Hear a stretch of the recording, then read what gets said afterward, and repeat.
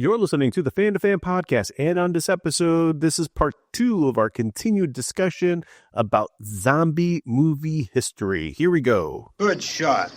Okay, he's dead. Let's go get him. That's another one for the fox.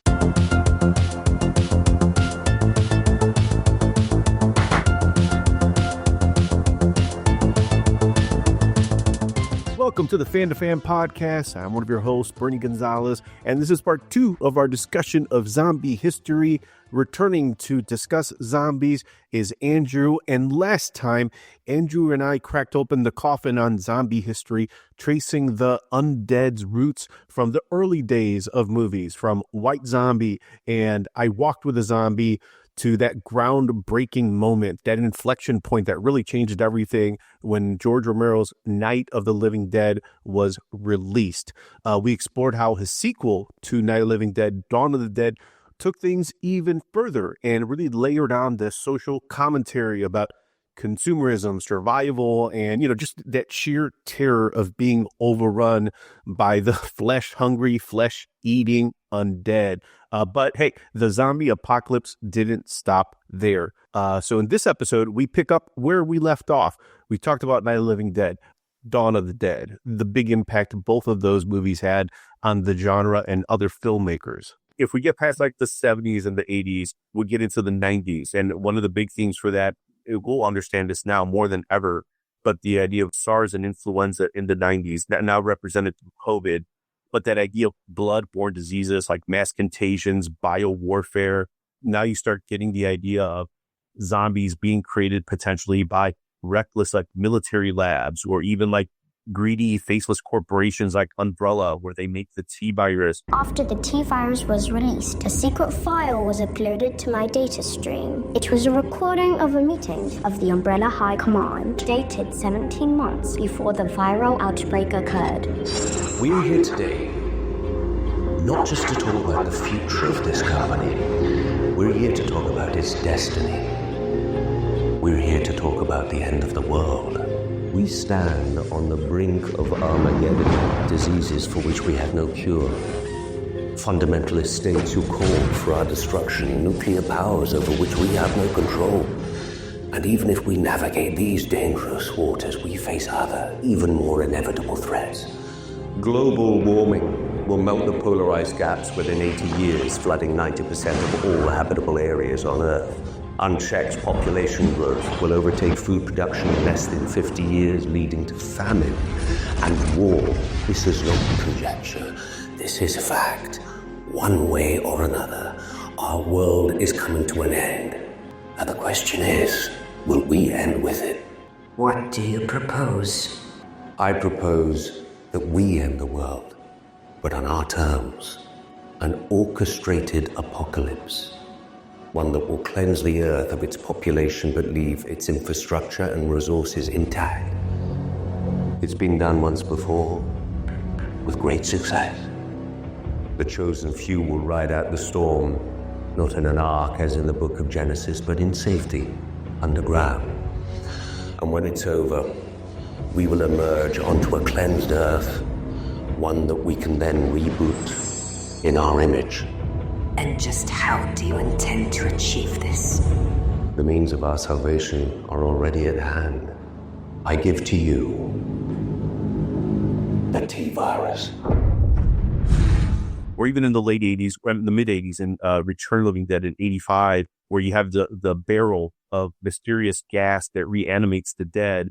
Now you do have plague and diseases, things that we can't see, which are scary because, it's easier to fight something if you can run away from it. This thing that's a germ that you can't potentially control. And even Romero back into Crazies, the idea of the military wearing those suits that makes them faceless and amorphous, and you don't know what they are, but they have guns and they have the ability to take away your life, your livelihood. And I think that's a big scare in the 90s and even into like the present day.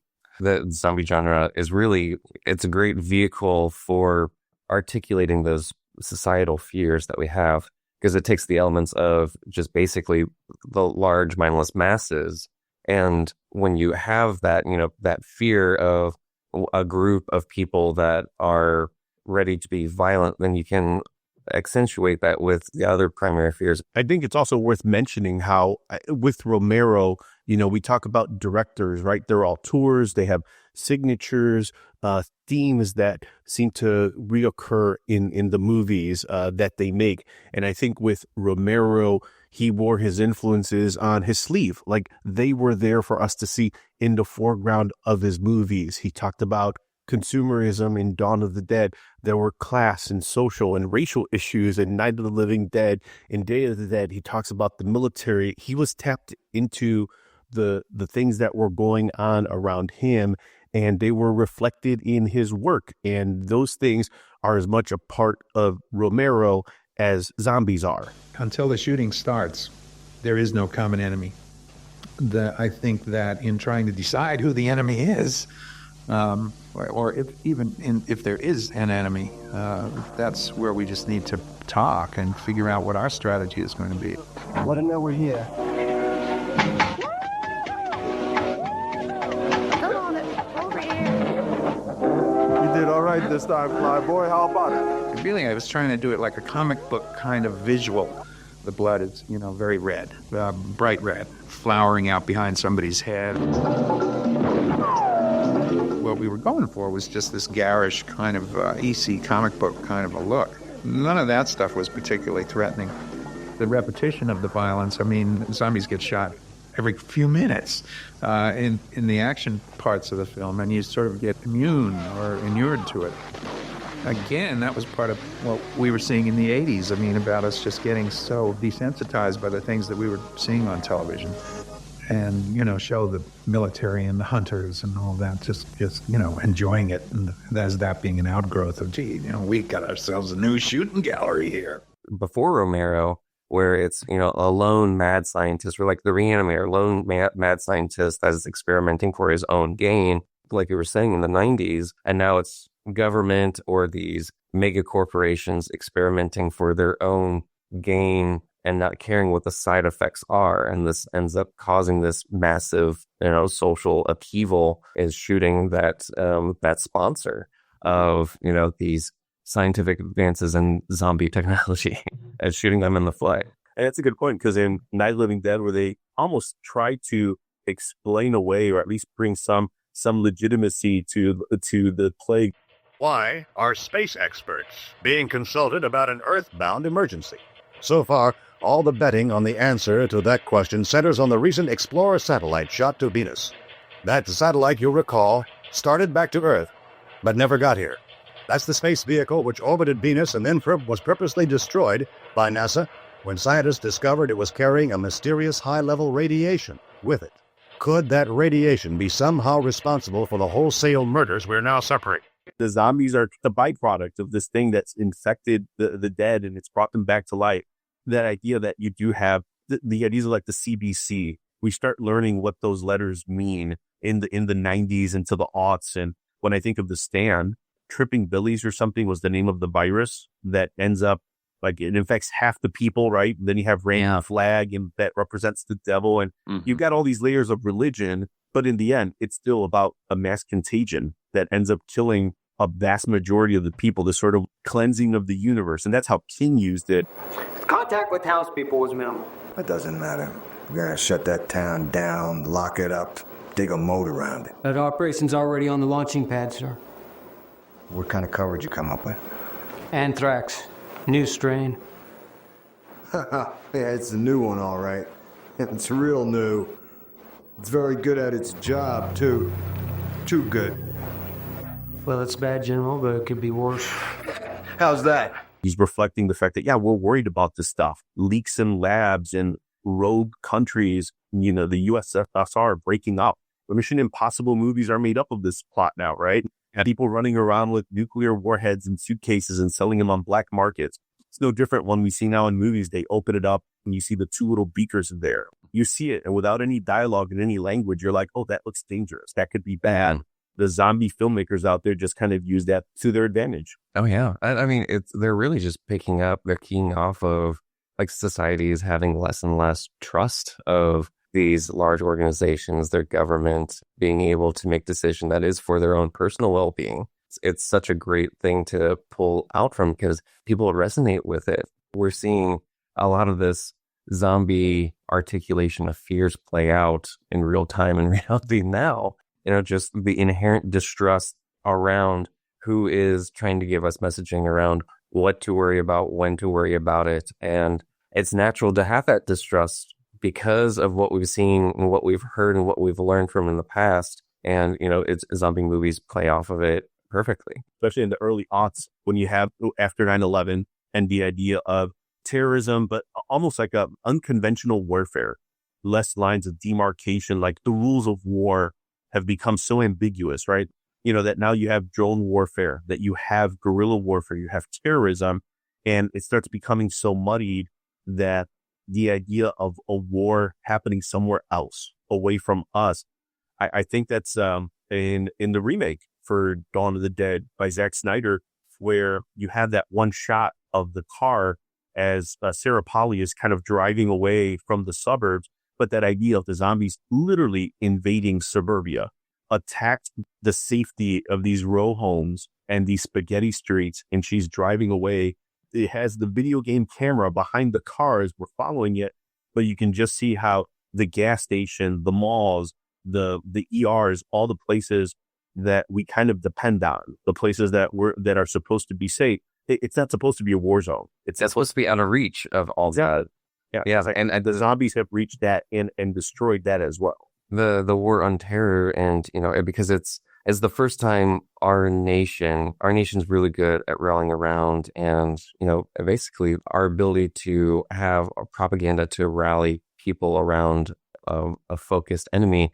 And with the 9/11 attacks, it was really hard to narrow into, because it's not an actual state. It's not, a country that we can go to war with. It's people scattered throughout the world with an ideology. And I mean, that faceless terror, having it so there's someone in your community that could be this person that's conspiring for these attacks.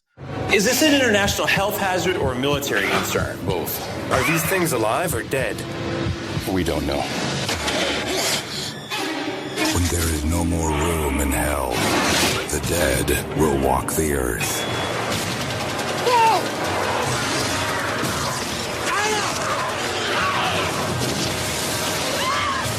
Dawn of the Dead, rated R. Is everyone dead? Dead-ish. Dawn of the Dead remake was 2004 or something around that.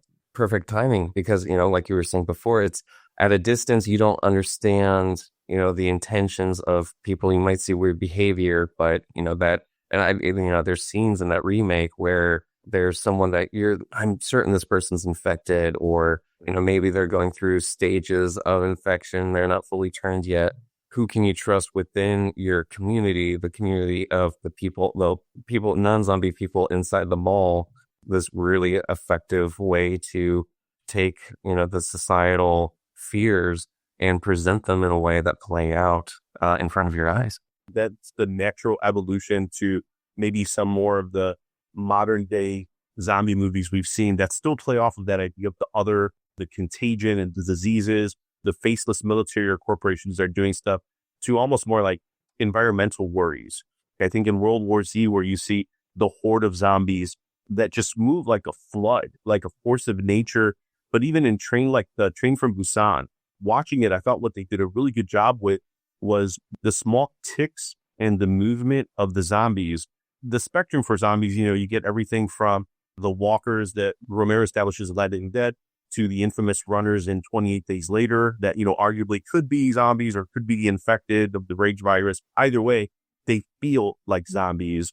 And then in Train from Busan, you have them moving around and reacting to light, and they feel more animalistic, like maybe even like birds that move around like flocks. I think that's reflective of maybe it's nature's response to the impact that we're making to the environment. The horde is like a flood or like a fire that spreads across the land. And I think even in, The Girl with the Gifts, where the disease is caused by fungus. The idea is like it's tied again to nature, and maybe it's a way of nature trying to kind of right size the planet, trying to, like if what was in the Matrix, like we're the parasite that's kind of attacking the planet and the planet's trying to fight us. Well, what better vessel than like having us fight ourselves by using the idea of zombies to fight us? And I think that starts popping up in movies because that's what people are, they're worried about climate change. And so all of a sudden, maybe, you have zombies attacking, but they have more of a hive mind where they start moving in certain patterns that feel less like that lone cemetery zombie in Night of the Living Dead. And it's more like hordes coming at you. How do you fight that? In the blink of an eye, the virus struck. Something in the blood. The devastation spread, and the world he knew was gone. He thinks he's alone, but he's not. They wake up today in hospital. 28 days later.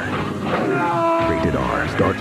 28 Days Later is, I think, just as notable as Night of the Living Dead if we talk about zombie evolution, because you have the shift to more natural behavior, more natural reasons behind why the zombies come, and also it dispels just the Shambler concept that Romero had with his zombies, where they're slow moving, they're dangerous in large hordes, and then also they're unrelenting with Romero, but with 28 Days Later and the subsequent films, like there's a level of intellect Romero had with his zombies where you start to see some of the humanities leak back in as the movie or as his universe starts to grow. I call him Bub. That's what the club fellows used to call my father. Well, is he alive or dead? Well, that's the question these days, isn't it? Well, let's say that I let him continue to exist.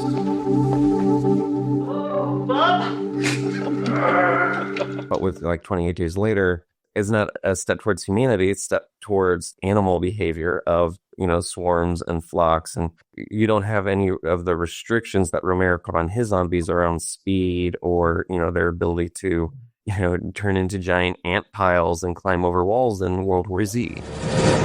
Alpha Team is flying around the forest zone situated in northwest Raccoon City, where we're searching for the helicopter of our compatriots Bravo Team, who disappeared during the middle of the mission. Found it? No, I haven't found it yet.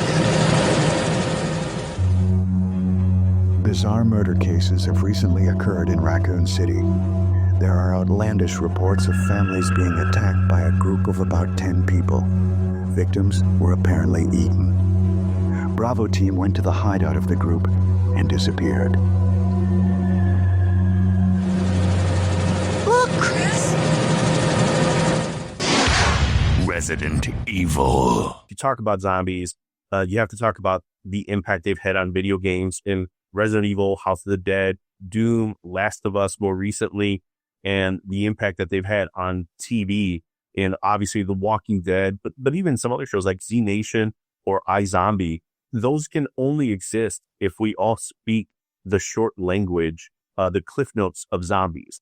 All these other movies, these things we've talked about have created the language that any viewer, whether you're watching TV, playing video games, or going to the theater, you get the idea. You know how a werewolf works. You know how a Frankenstein type creature works. We know how zombies work. And even if they're reflected in different ways, and they're runners or walkers or smarter or more automaton-like, we get it. We know what they are. We know what they do. And if anything, it wasn't until 1985 that Return of the Living Dead suggested the idea of brains. They first started eating the flesh. It wasn't until 85 that they were brains. But we know how they're supposed to function. And the same rules are reflected in video games and TV. Resident Evil, House of the Dead, Silent Hill, and Doom, just giving more exposure to zombie as a trope. It's the same kind of thing that like Night of the Living Dead kind of rode the wave of this sudden spike of distribution towards younger audiences in order to kind of renew interest. I think video games, because I mean, you have Doom, Resident Evil, House of the Dead, they came out before 28 Days Later, by like 4-6 years. It's able to kind of rekindle a flame that we see start to get smaller and smaller in the beginning of the 90s, where, they're running out of ways to expand on the zombie genre that Romero pioneered at the end of the 60s. That first scene where you see the Jill, the master of unlocking, getting closer to this thing that seems to be, we know, is eating someone on the ground, but she doesn't know that. And it's kind of playing that idea that, yeah, we know what zombies are, but Jill and Chris Redfield don't. So when they go into this house, they see this thing and they just think it could be a caretaker or the people who live in the house, and something's happening, or maybe they're hurt.